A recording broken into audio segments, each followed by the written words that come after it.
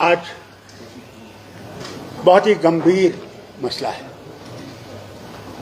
जो लद्दाख में हुआ, खासकर लेह में। जो वहाँ पे बच्चे निकल आए, उसकी वजह ये थी कि वो 14 दिन से वहाँ पे भूख हड़ताल में थे। उसमें एक बुजुर्ग और उसकी बीवी भी थी। कल जब उनकी हालत बहुत ख़राब हो गई और उनको स्ट्रेचर पे लिया गया अस्पताल, तो उन बच्चों के से रहा नहीं गया। 5 साल से वो वहाँ पे खामोशी से एहतजाज कर रहे हैं कि उन्हें 6th शेड्यूल और स्टेटहुड मिलना चाहिए। और उन्होंने वांगचू उनके लीडर थे, लेह से वो पैदल चले दिल्ली तक कि उनसे कहें कि इस चीज़ को देखें। उन्हें गांधीयन तरीका इस्तेमाल किया था, कोई आंदोलन नहीं किया था। मगर फिर इन बच्चों को ये लगा कि जो 5 साल इनने हमसे वादे किए थे कि हमें नौकरियां मिलेंगी, हम लोगों को यहाँ पे सुविधा मिलेगी और हम लोग आगे बढ़ सकेंगे, वो वादे सारे खोखले निकले। और उसका नतीजा ये हुआ कि आज उनसे रहा नहीं गया और वो बाहर निकल आए। और माफ़ी चाहता हूँ ये कहने को, उन्हें गांधी का रास्ता छोड़ के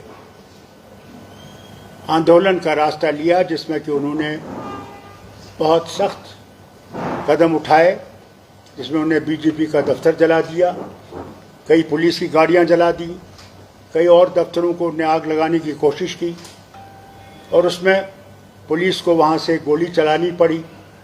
अभी तक तो यह खबर है कि 4 लोग की वो मौत हुई है और कई सीरियस हैं, और कहते हैं करीबन 60 से 80 लोग अस्पताल में हैं, कई उनमें से काफ़ी सीरियस हैं।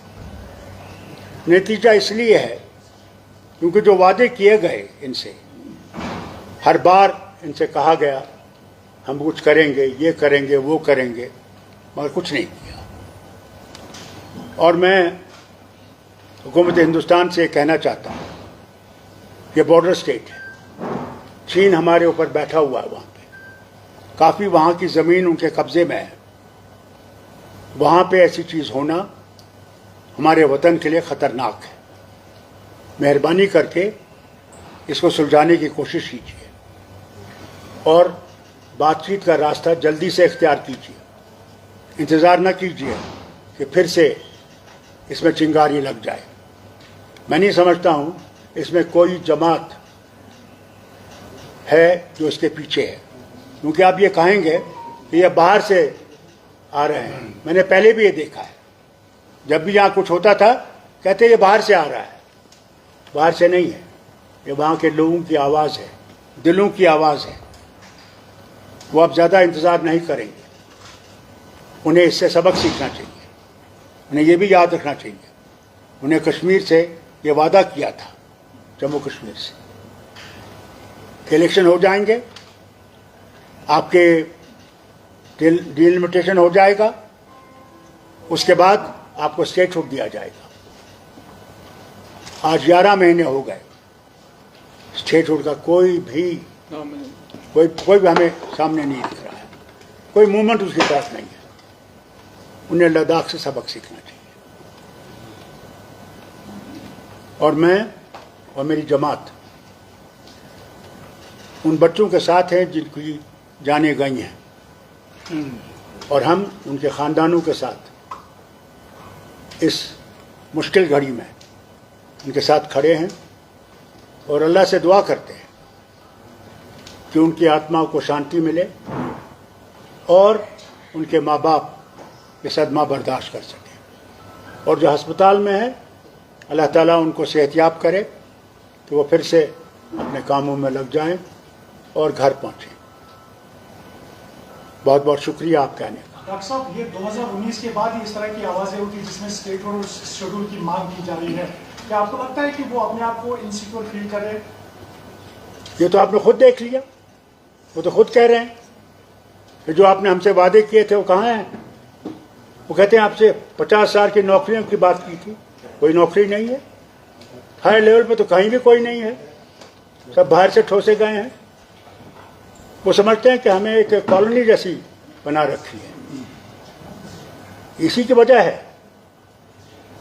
कि वहाँ के लोगों में, अब खासकर जवानों में हिम्मत आ गई है कि जान जाए मगर हमने अपना हक हासिल करना है। और साहब, अगर आप देखें अभी पहले जो पीसफुल प्रोटेस्ट हुआ करते थे वो वायलेंट हो गए हैं, तो क्या राजनीतिक दल विशेषकर नेशनल कॉन्फ्रेंस सपोर्ट करता है जो उन युवाओं ने वहां पे किया? देखिए, नेशनल कॉन्फ्रेंस ने कभी भी गांधी का रास्ता नहीं छोड़ा है। हमने न कभी पत्थर उठाए, न बम चलाए, बल्कि कुर्बानियां दी, मगर वैसा रास्ता इस्तेमाल नहीं किया। मगर कल क्या होगा, हमारे बच्चे क्या करेंगे, उसका मैं कुछ नहीं कह सकता। बीजेपी इल्जाम लगा रही है कि सब किया कराया कांग्रेस का। वो तो जनाब हर वक्त कहीं ना कहीं देखना चाहते हैं, अपना कसूर नहीं देखेंगे, वो दूसरे पे उंगलियां उठाने की कोशिश करेंगे। जिम्मेवार तो वो है, हुकूमत तो वो चला रहे हैं वहां 2019 से। तो कांग्रेस कहां से आई? कांग्रेस तो वहां 5,000 क्या 10 आदमियों को जमा नहीं कर सकते। ये कांग्रेस का नहीं, ये वहां लोगों के खूब के दिलों की आवाज है। किसी के ऊपर उंगली मत उठाइए, बल्कि सुलझाने की बात कीजिए, उलझाने की बात मत कीजिए। सर, एमएचए का कहना है कि जो सोनम वांगचुक है उनकी स्पीचेस जो थे वो प्रोवोकेट होते हैं, उनकी वजह से जो वहाँ के ये होता है वो उस वजह से वो। मैं आपको ये बताऊं, ये सब गलत बयानी है इनकी, मुल्क के लोगों को सच्चाई से दूर रखने की। वांगचुक ने कभी भी गांधी के रास्ते को नहीं छोड़ा, मगर आज हमारे बच्चों ने वहां पे वांगचुक को साइड पे रख दिया और कहा ये रास्ता नहीं चलेगा। अब रास्ता चलेगा तो जो उनने रास्ता इख्तियार किया उसमें वांगचुक की जिम्मेदारी नहीं है, वो उसमें मुलव्वस नहीं है। Sir, CBI has initiated an inquiry into Sonam Wangchuk. Let me tell you, उन्होंने जब इलेक्शन हार गए वहां पे, उनने उन लोगों पे, कई लोगों पे वो ड्रैकोनियन लॉ लगाया, सेफ्टी लॉ, जेलों में रखा उनको, क्या क्या घरों में गए तकलीफें देने के लिए, क्योंकि इनका बीजेपी का आदमी जीता नहीं था। अब सीबीआई की इंक्वायरी लगा रहे हैं। जितना ये दबाने की कोशिश करेंगे और जोर और फोर्स को इस्तेमाल करेंगे, इन एजेंसीज को इस्तेमाल करेंगे, मैं माफ़ी कहता हूं इनसे, बयान कहता हूं उनको, इस हुकूमती हिंदुस्तान से कहना चाहता हूं, वो गड़ा फट रहा है, फट गया है। अब आप ताकत को इस्तेमाल मत कीजिए, बहुत हो गया ताकत। अब बातचीत का रास्ता इस्तेमाल कीजिए और आगे चलिए। सिर्फ हवा में बात मत करिए। बात कर रहे हैं, 6 महीने के बाद फिर बात करेंगे। अब नतीजे पे आइए, क्या देने को आप तैयार हैं, वो सवाल है। डॉक्टर साहब, अभी कल सोनम वांगचुक ने ये कहा था कि ये जन जी का आंदोलन है, तो आपको लगता है कि Ladakh is heading towards like situation Nepal and Bangladesh, उस पर क्या कहेंगे आप? देखिए, Nepal is different, Bangladesh is different. They are two independent countries. Here, it's our nation. We are, the nation itself, the leaders in Delhi, are responsible for what has happened in Ladakh. They kept on talking without putting anything in front. So what do you expect those young people to do? They waited. 5 years they waited, hoping that Delhi will wake up and will take into consideration the inner feelings. They feel let down, nothing else. And I think Delhi must move faster in solving these problems of Ladakh. Doctor साहब, आपने कहा कि वहाँ पे जो जमीनें हैं वो दुश्मन चाइना के कब्जे में है, और अगर मरकजी सरकार की तरफ देखें वो कहती है कि चाइना के पास कोई भी जमीन नहीं है, कब्जे में नहीं है। कैसे आप इस चीज को देख रहे हैं? इसके बारे में ये बात कहूँगा, अगर उनके पास कोई ज़मीन नहीं है फिर वो क्यों कहते हैं कि ये जो हिस्सा हमारा है? सारी दुनिया जानती है कितनी ज़मीन उनके पास है। हम लोग पेट्रोलिंग नहीं कर सकते थे अपने इलाके में। कब तक हम झूठ का सहारा लेंगे? वक्त आ गया कि सच्चाई चलिए, सच्चाई पर चलें तो हो सकता है हम अपने वतन को मजबूत करेंगे। झूठ कब तक चलेगा? एक दिन तो झूठ टूट ही जाता है।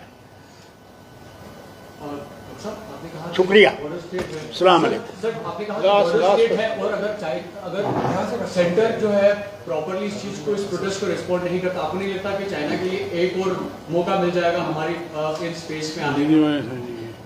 भैया, somebody will fill the gap and it's a very sensitive area, जबरदस्त सेंसिटिव एरिया है।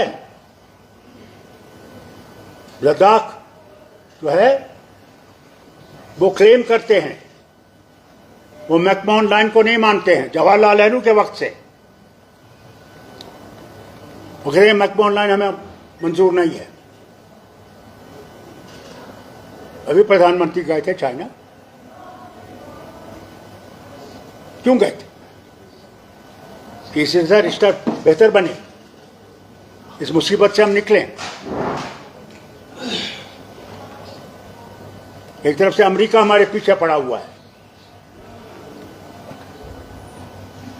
फिर रूसी तेल जो है जो हम खरीद रहे हैं। ट्रंप तो कह रहा था यूनाइटेड नेशन में कल कि it is India and China जो यूक्रेन वॉर को सपोर्ट कर रहे हैं, जबकि हिंदुस्तान ने यूक्रेन वॉर को कोई सपोर्ट नहीं किया है। डॉक्टर साहब, एक आखिरी सवाल है। जिस तरह से प्रॉमिसेस बिट्रेयल हो रही है 2019 के बाद, यहाँ पर प्रॉमिसेस किए गए थे कि स्टेटहुड मिल जाएगी आफ्टर डिलिमिटेशन इलेक्शंस, तो आपको लगता है कि 3 खितों में जो है हालात किसी तरह की अब बढ़ने जारी है, क्योंकि इस तरह के खदशात जो है वो जाहिर हो रहे हैं अब लद्दाख से? और आपको क्या लगता है कि अगर यहाँ पर स्टेटहुड नहीं मिलती है तो उसके बाद आप, क्योंकि सीनियर पॉलिटिशियन है, क्या एक्सपीरियंस के हिसाब से कहेंगे कि कश्मीर का होने जा रहा है? आप तो वो बात कर रहे हैं, उस सीढ़ी पे तो हम पहुंचे ही नहीं अभी।